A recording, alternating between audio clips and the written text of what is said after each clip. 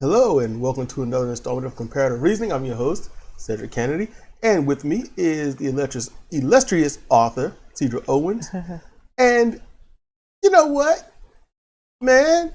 People, it's not that people are necessarily dirty. It's almost like people are inherently dirty. Just inherently dirty. And that's stuff we just might have to talk about. We just might have to talk about inherently dirty ass people. Today's topic, or at least this installment's topic, is going to be on Subway. We all know there's some dirty people. We know that's a dirty company.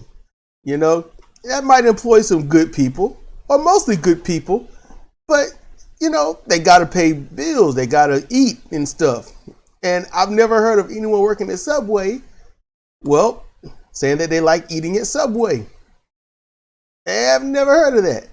So it's understood that when you work at a food service place, after a while, you don't eat there anymore.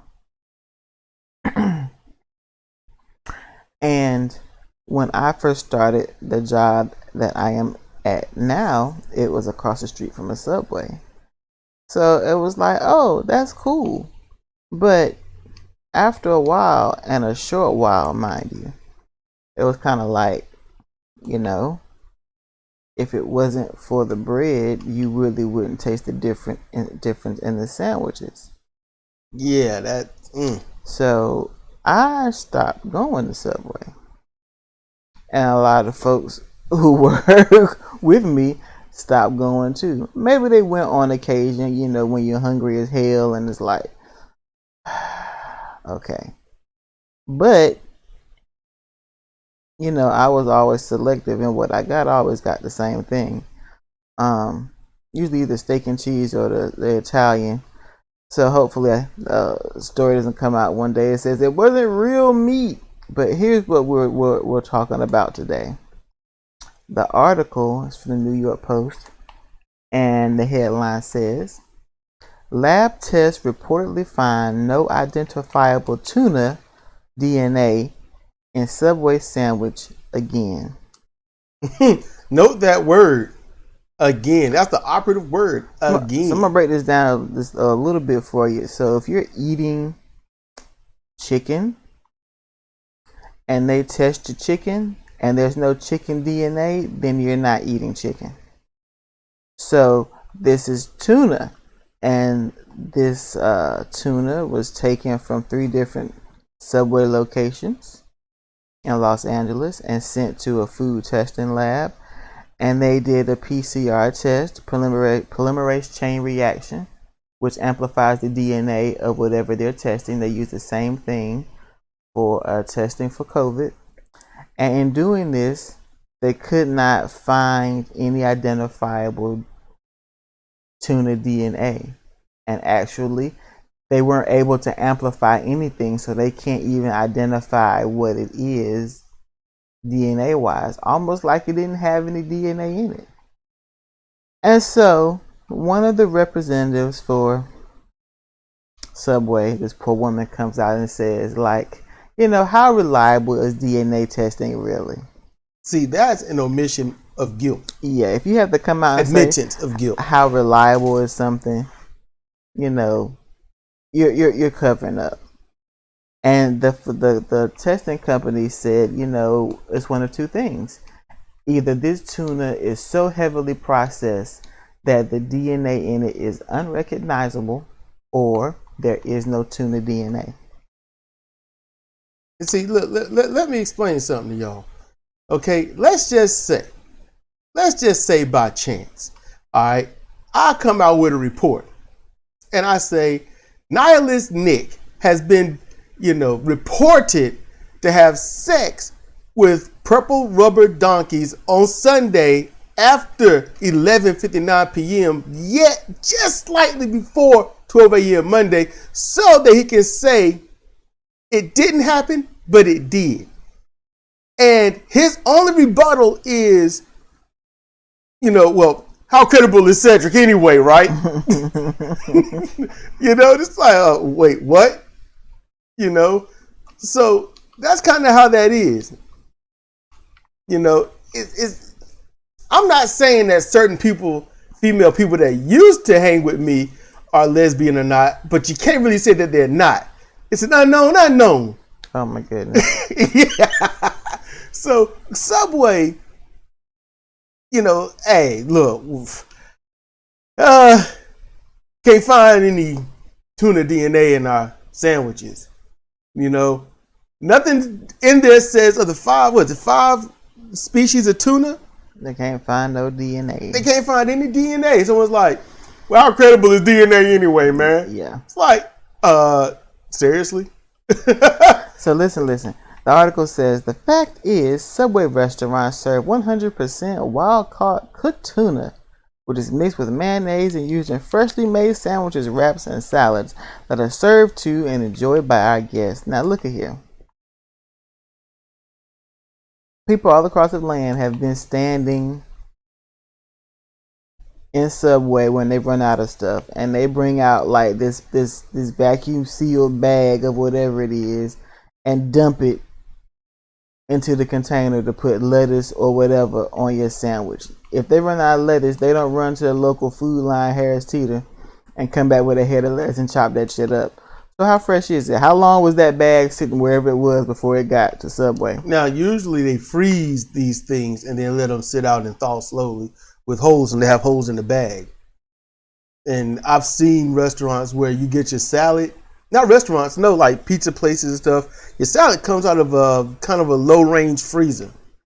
And it's chilled. It's kept chilled where it can't freeze. It's just a little colder than the refrigerator, but not as cold as a freezer.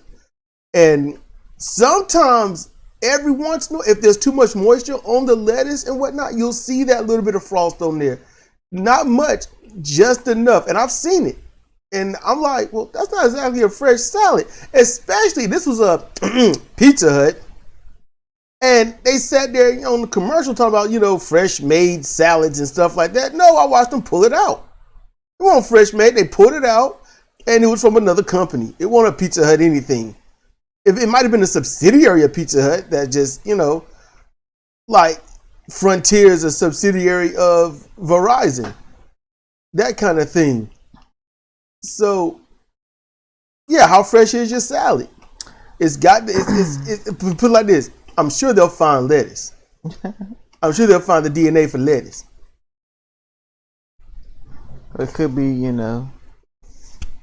leaves, moonlight, and lettuce. Who knows? Okay, so Subway got sued by these two ladies that was like, it's no tuna in the tuna. So the suit that sparked the controversy originally alleged that Subway's tuna is made from a mixture of various concoctions that do not constitute tuna, yet have been blended together by defendants to imitate the appearance of tuna. So if that doesn't make you feel unsettled, I don't know what will. It's a concoction of stuff blended. That's not cool. They didn't even say that it was meat or other fish. It's just stuff. It's a concoction. Your child makes concoctions in the kitchen. We don't know if the material came from the outside, inside, or from under something. But it's something that's made in the kitchen. Yeah. Of course, they're denying the hell out of it. Because, what else are they going to do? What are they going to say? Yeah, we did it. Yeah, we put edible sand in there. Yeah, that's what Taco Bell did. And so, let's see. Back in 2014, it was revealed that Subway was using chemicals in their bread that folks love that is used in yoga mats and shoe rubber. But they decided, we're going to take the shoe rubber chemical out of our bread back in 2014. Isn't that great?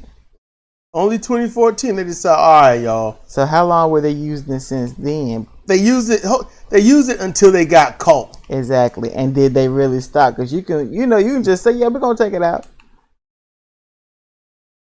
I mean, you can say what you want to follow up, right? You can say anything. You can say that you've never used anything. You can say how good is DNA. You can say that, there are no cancer-causing agents in your wine and cereal and baby foods. You can say that. You can say that this nasty Gray water that's linked to cancer is all right to drink, but yet I won't drink it because I ain't stupid. Yeah, we can go through all that. But you know what? Here's the truth, y'all. Here's the scary truth. You got Subway. All right, look, we done told you. Basically, the tuna isn't tuna. And stuff that they make gym mats and shoes out of, they put in the bread.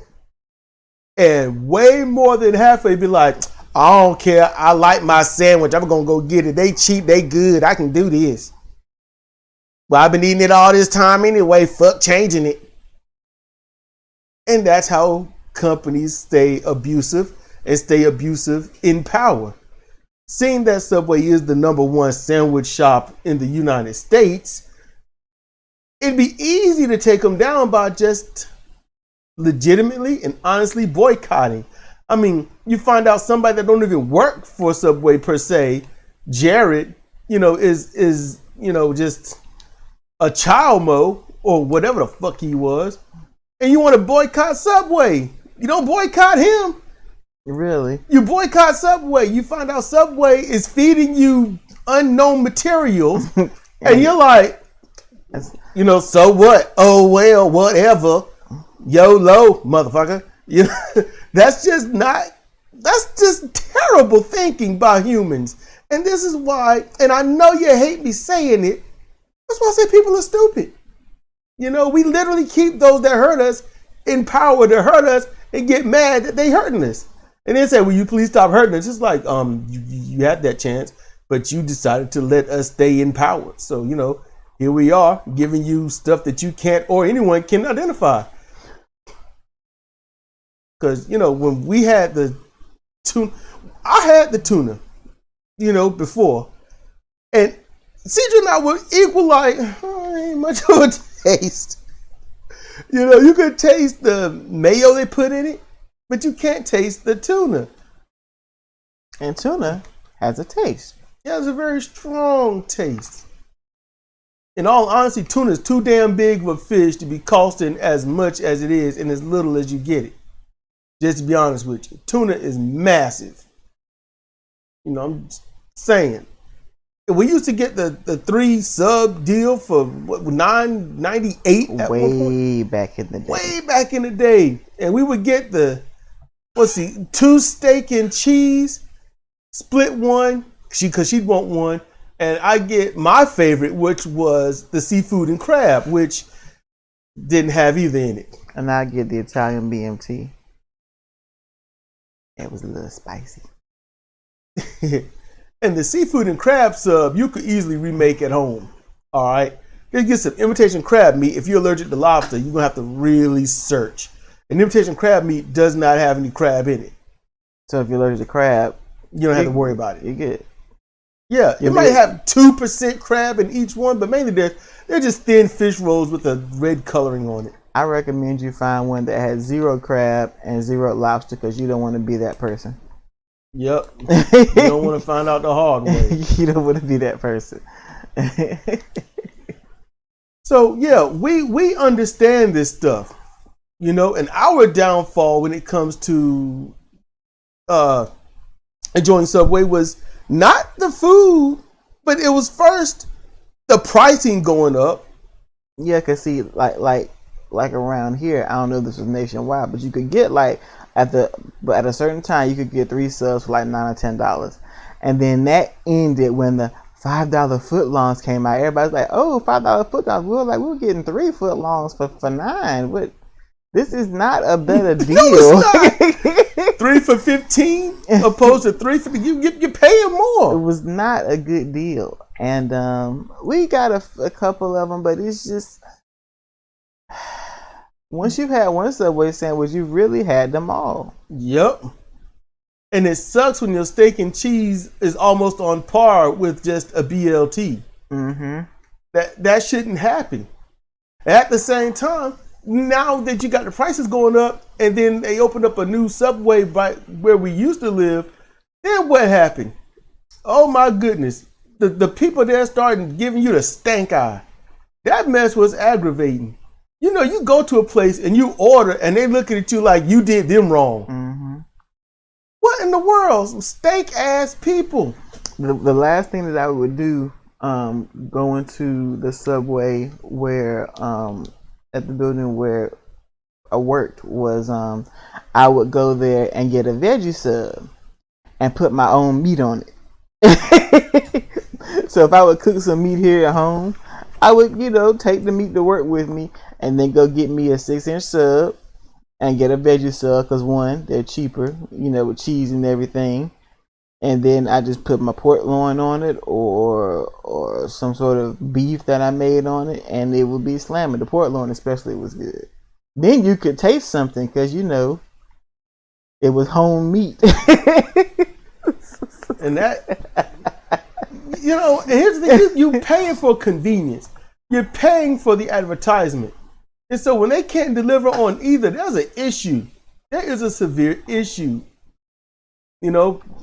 So I'm hoping that anyone that listens to this, well, hey, look, stop going to Subway.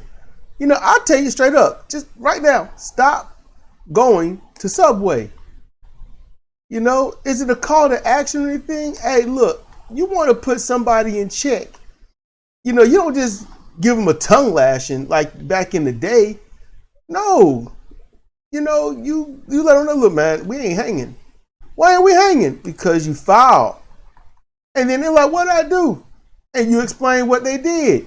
And if they're going to double down on their dumb shit, you don't deal with them anymore. You don't.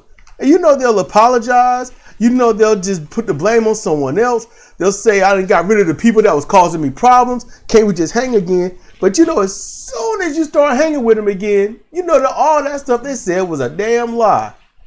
You know it. And if they did get rid of people, they got rid of some of the dumbest people and got rid of more intelligent idiots. That's about what happened. No, they ain't gonna slang crack and bang broads in front of you and your kids. No, they do it in private and send it to your kids as a video saying surprise for your birthday party. What the hell? I'm just saying. I'm trying to make shit up so people can understand. Yeah. So that's what happens. You have to stand up, have standards. And you don't want that. There are ways to really get that same flavor. You can make a Chick-fil-A sandwich at home. You can do actual Subway, and it tastes better than them. Just go to Harris Teeter, man. Yeah, you can go there. Make yourself a roast. Cut it into thin slices. They have to be thin because if it's too thick, it's going to overpower everything else. And it's going to be so much a chew that everything else ain't going to matter anymore. But the idea is to get that flavor, to get that taste. And you'd be amazed at what just certain seasons. Sometimes it's not just table salt, it's either kosher or sea salt. And sometimes it's Lowry seasoned salt. Mayo is the main thing. Mayo. I could go over that. I could even, I don't know, you can find this stuff online, how to make it at home, all recipes or secret recipes, stolen recipes, restaurant recipes for you, things like that. Sidra's phone ringing because somebody just got the call. Who is it? I don't know. Spam! I think it's the AC man. Okay. Well, that's going to do it for us then. But we hope you enjoyed this. You got any comments, leave them down below. This has been Cedric and Sidra for Comparative Reasoning. Thank you for listening.